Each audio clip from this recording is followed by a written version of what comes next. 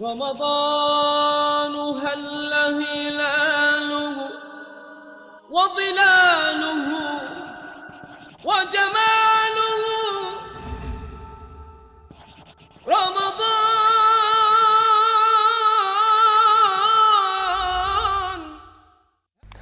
Assalamu alaikum wa rahmatullahi ta'ala wa barakatuh. Welcome to another edition of Soul Food on ITV with myself, Maulana Zakaria Falanda. This morning we're talking about women in history, and to help us navigate through this very important topic we have as our guest Ibtisam Ahmed. Assalamu alaikum wa rahmatullahi ta'ala wa barakatuh. Ibtisam.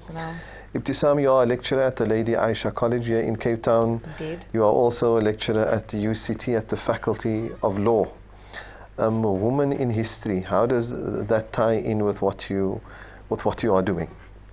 Well, women in history, for me, it's a passion of mine. It's something that absolutely excites me because it's a way of viewing past events. It's a way of viewing history through a different lens.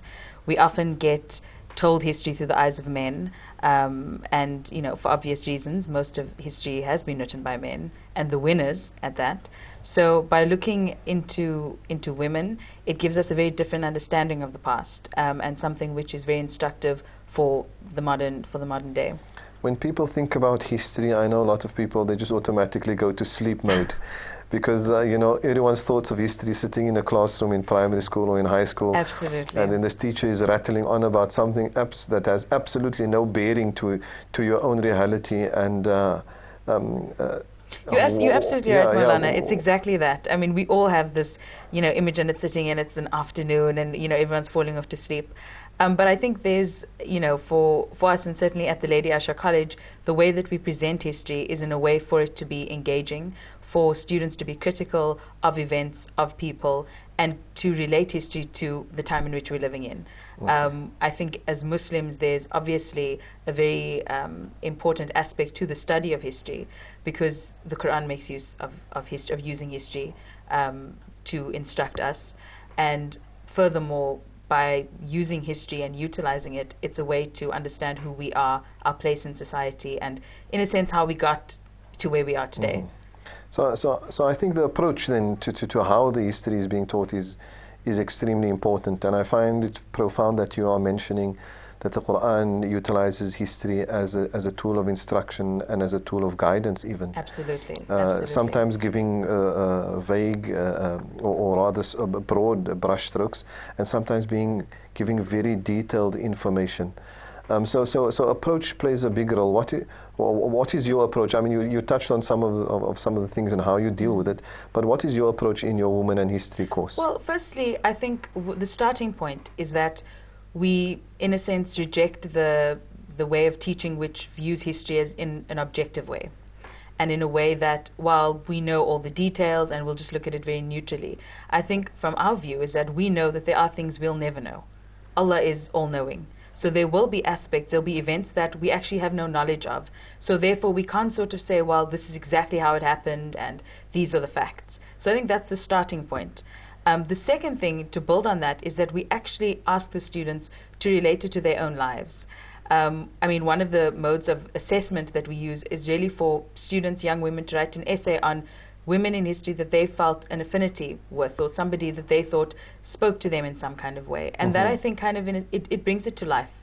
It makes you reflect very deeply. And I think this is essentially the approach. It's not to have young women who are completely well educated and well versed in certain areas of history, but rather that they can use history as a reflection on themselves, on a reflection on where they are, and essentially to better understand who they are. Yeah, and the power of knowledge lies in its transformative nature. Absolutely. If you're teaching any material for that matter and it doesn't have a transformative effect, and then we could argue that it's almost batil, it's almost null and void. Allah subhanahu wa ta'ala says, إِنَّمَا يَخْشَى اللَّهَ مِنْ عِبَادِهِ الْعُلَمَاءِ. It is those who have acquired knowledge of certain things who adopt the fear of Allah subhanahu wa ta'ala. So which means that acquisition of knowledge, that process should actually result in a transformation Absolutely. of a khashya, a fear of Allah subhanahu wa ta'ala, a knowledge of Allah subhanahu wa ta'ala. Absolutely. And I think that is the element of transformation, which is essentially infused in all of the courses, whether it's the women in history, whether it's the women in literature, the women as a wife and mother. This is essentially the point, because we don't want to create people who just know a lot of things, but who are transformed and who can then act on what they know. And we know the importance of that in the deen of you don't just know things because you know them, but you actually have to act on them. So Ibtisam, you teach the Woman in History course at the Lady Yes. Aisha College. The material, which period in history? Right. So there are two courses at the moment that are in Women in History. I teach the first part, which is an inquiry into the Roman matron. And that is essentially looking at women in Rome, in ancient Rome. And we start off from looking at what antiquity is and what it means to us. So this period of time, of history, ancient Rome and ancient Greece, are actually nothing strange to Muslims. In fact, when we talk about the Renaissance in Europe, which happened as a result of Europeans rediscovering the classical texts, that actually happened through the Muslims. It was the Muslims of Al-Andalus and of Sicily who had gone into these ancient works, ancient philosophy, and had took some meaning from it, had translated into Arabic, and later it was translated back into Latin by Europeans. So much of what we have of that time comes from Muslims who had preserved that, because they saw that there was value in understanding history and understanding those people, what they were about. On another level, that period is interesting because much of our current political framework derives from ancient Rome.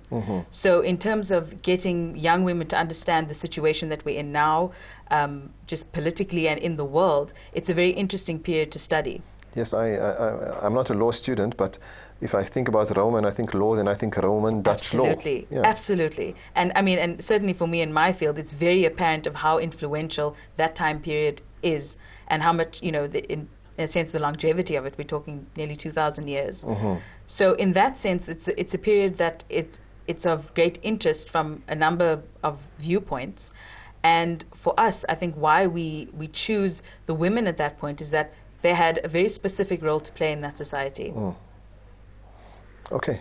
Ibtisam, before I'm going to ask you to go into some of the women that you actually do study and how you go about doing that, we'll take a break, inshallah. Stay tuned. We'll be back right after this.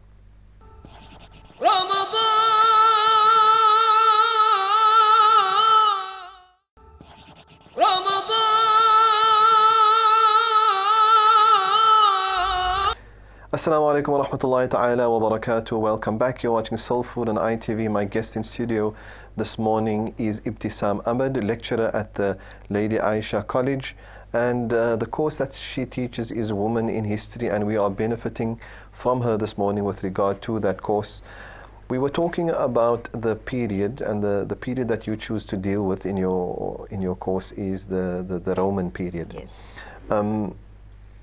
What do you deal with? How were women viewed in this period, and how do you draw some lessons from that?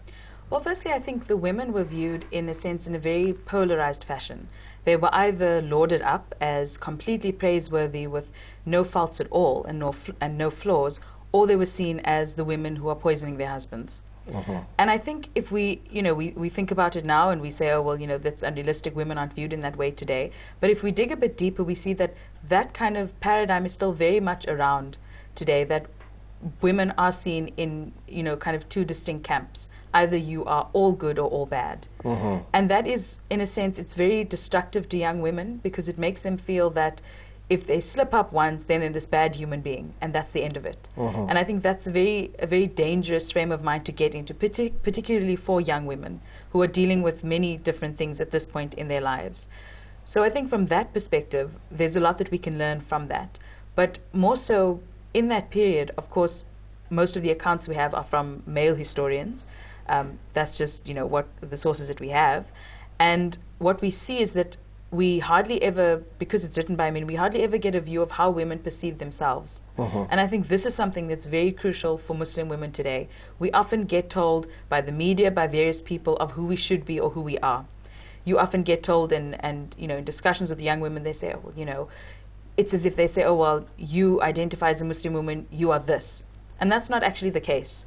So through working, through this, we start to see and we start to understand that there are many similarities in that, and that what is very crucial for young women is to understand who they are, and for them to perceive themselves by themselves and not be told who they are, how they should act, in a sense, just because they are young Muslim women.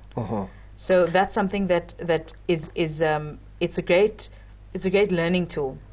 So in terms of this period in history, then, would you look at iconic people? Would you look at people who have made a huge impact?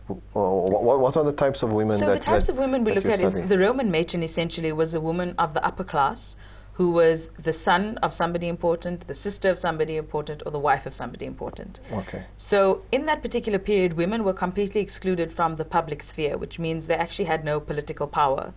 But they were very powerful and very influential through these various relationships.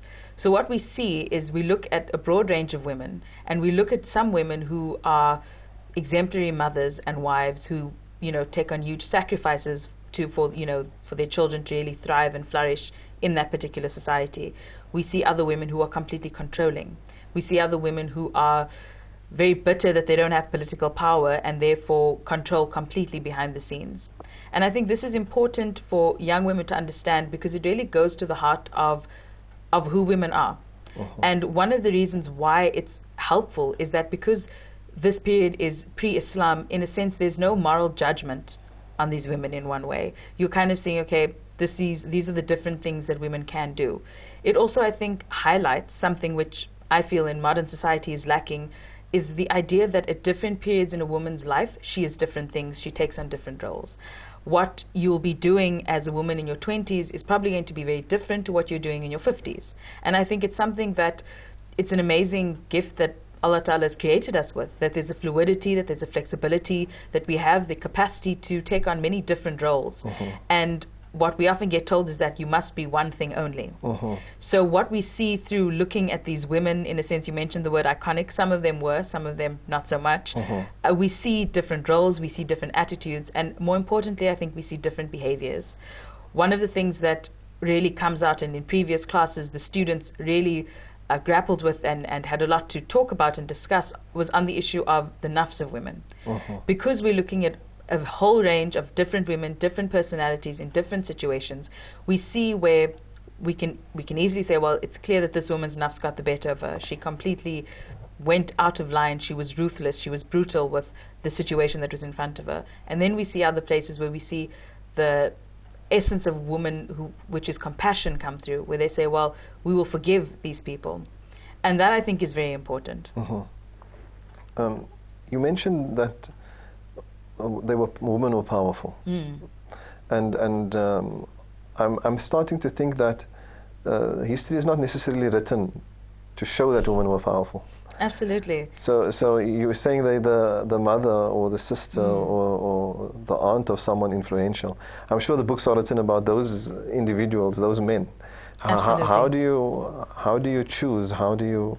Well, I mean, how do you rewrite this is the thing. Because you're on the margins with the subject now. Exactly. Even from, they say that, the people that are excluded from history are the poor and the women, right? It's never about them. But what we can see from the sources that we have is that they were very influential. And I think we see this in the sense of particularly, like you said, the family relationship, but that there were women who had considerable influence. Sometimes I think age played into their favor. Older women were quite revered in Roman society. The younger men would often go to their older aunt or relative for advice and counsel and this kind of thing. And depending on what that woman counseled, we see very different consequences. I think that one of the things it's interesting to note is that in a sense, rights that women had in terms of even just holding property and all these things were quite restricted in many, many ways. And you can see that they were, seen to be only essentially good for the private sphere in the household. But what we see coming out of that is women really fighting for power, women who exert their influence, and sometimes, not with the best of intentions. And I think that's important to remember as well. It's sort of viewed that, there's an idea that while these poor women, they were excluded from all these things, but actually they came up with all sorts of ways to get what they wanted. And I think that's really key in canvassing, women in history and women today. Subhanallah. I want to talk a little bit about Sayyidina Aisha radiallahu ta'ala anha and the role that she played in history, and also how you've worked this into your course. We'll be back right after this.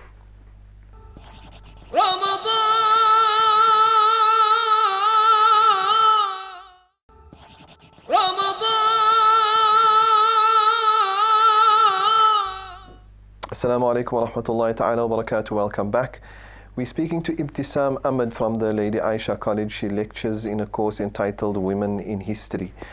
We've been talking about the power dynamic and how there is so much to learn from the various roles that women have played and the various reactions that they had to various situations. I'm also reminded then, of our own history. If I talk about our own history, I'm talking about something which is close to home, Islamic history. Yes, much has been written or documented perhaps about the woman companions, not as much as we would like.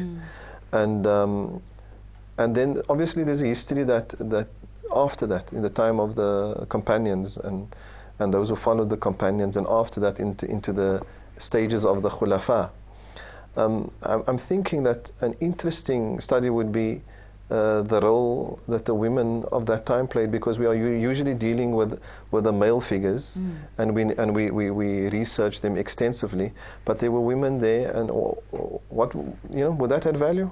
Absolutely. I think it's interesting that you're saying there's not as much written, but if we're looking purely at sources, there's far more on the women of Medina than there are of women in any period preceding that. Okay. And I think that speaks to the status that women were given in Islam. Mm-hmm. That even the writers at the time that were living very close to the time of the Prophet ﷺ, they had realized that women were very key and crucial into that society, in the formation of Medina and through into the expansion of Islam throughout the world. So I think that's we have a lot more to work with, certainly. This is, we start the second term, the program of history there is on Sayyidatina Aisha radiallahu anha, and we start off with looking at the women in Medina. Again, it's a fantastic teaching tool, not just obviously to enhance our own Islamic knowledge, but also for the students to see the different kinds of women, because even in Medina there were all kinds of women playing different kinds of roles and doing different things depending on their capacity, on their capabilities, and essentially what they could do. Subhanallah, when we mention Aisha radiallahu anha, already I'm fascinated, because she's married to the most incredible human being to ever have walked the planet, which is Muhammad sallallahu alaihi wasallam. But the model that they represent is a very practical model. The life that the Prophet ﷺ chose to live is a life that anyone can model their life on. Subhanallah. And then so you're choosing Aisha radiallahu ta'ala anha as one of these women of study. Absolutely, and the college is named after her. The Lady Aisha College is named after her, because she had such a tremendous role to play in essentially the history of Islam. We know that half of the deen comes from her. She was not only influential while the Prophet ﷺ was alive, but once he had passed away, she was the person who all the Khalifas came to seek counsel from her on issues. And I think it's worth noting that these weren't exclusively women's issues or issues that affected women. These were issues of massive importance, very complex rulings of how to implement and how to go forward in a society. I think she, one of the reasons why we study her intensely is that she was a woman of extreme intellect. And on the other hand, she was also the wife that, in a sense, was playful. She was younger than the Prophet ﷺ, and she brought out a different side in him that the Sahaba saw when he was with her. So from that view, she's a woman that we can take so much from. And I think the roles that she occupied in her life were also varied as well. She was a daughter, she was a wife, she was seen as somebody very key and crucial within that first community.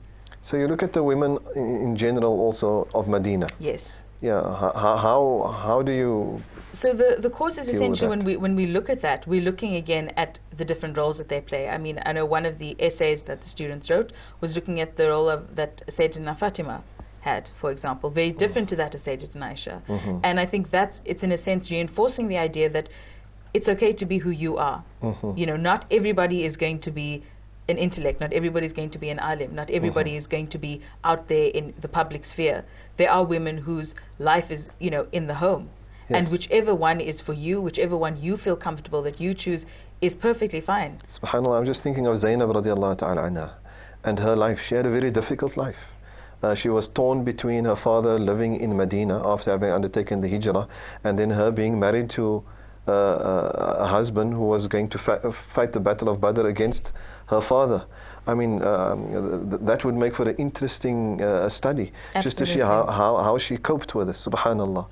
And like you are saying, they are just by thinking of all these female icons and characters in the time of the Prophet ﷺ, there is so much to learn. Absolutely, and I think we see the challenges that these women had to face, we see the difficulties, but we see the extraordinary resilience that they had, and that their faith was unwavering, and that at no point did they give up and say it's too difficult. Sayyidatina Khadija radiallahu anha gave all her wealth, for example. These are things that show us that, you know, that challenges happen, life can be difficult, but, you know, to not lose faith in any situation.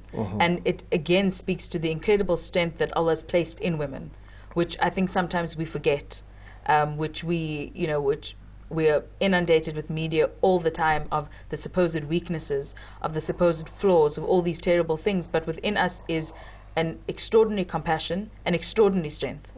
And I think this is the connection that your course is trying to make. Absolutely. You are not teaching something fossilized. It might be that you are looking through a window into a particular period in history, but you are expecting the individual to walk away with something today. Definitely. That is the idea. And I think this is why, even, students that would be, history, and they have, the old primary school vision in their minds, come out with a completely different view, because they say, this is real. I've learned something about myself. I've understood a bit about society. I've thought about what it means for me to be a Muslim woman. Subhanallah. So you can see the Aisha in yourself, the Khadija in yourself, the Fatima in yourself, the Zainab in yourself, the Cleopatra absolutely. in yourself. But you also see through these other women, particularly in the Roman period, all those negative things that are there, and that's why we do these two very different courses, showcasing very different kinds of women, for our students to understand that there's this good and there's this bad within all of us, and it's about recognizing the strengths, recognizing the weaknesses, and dealing with them. In 40 seconds, what would you like to tell our young women about your Women in History course? To be curious, to be interested, and to understand that all the women, whether they are from the Islamic period, whether they're from the Roman period, were women. They were human beings. They had feelings, emotions, and that's something that it's always important to bear in mind. Subhanallah. Jazakumullah khair, Ibtisam. It's been a real pleasure talking to you. Wonderful. Thank you for having me. Stay tuned. We'll be back tomorrow, same time, same place. Assalamu alaikum wa rahmatullahi ta'ala wa barakatuh.